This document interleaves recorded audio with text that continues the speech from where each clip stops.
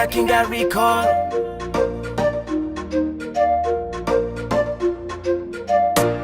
Penis Production. Mecca. Baby yo, need ya weekend of Zaye. All the funny no for nothing and din kinyamare. Aye, need ya weekend of Zaye. Yella kusin kwa ipuja minoza fafa.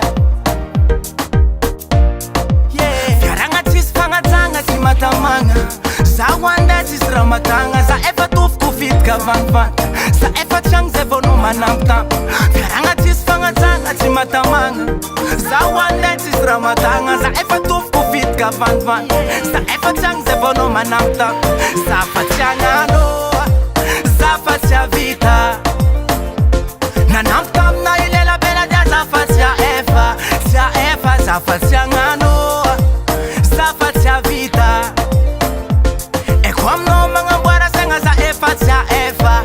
Tia Eva anapatan la buanga za ambuanga. Mande mpwaka fora ndani ya noftuanga. Na ventenga kwa na tofa tina wanga. Yala kutsinya mno za Tia Eva anapatan la buanga za ambuanga. Mande mpwaka fora ndani ya noftuanga. Na ventenga kwa karafa tina wano.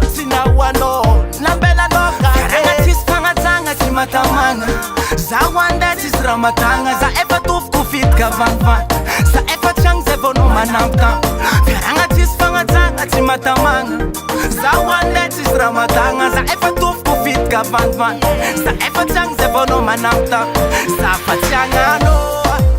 Za facha vita.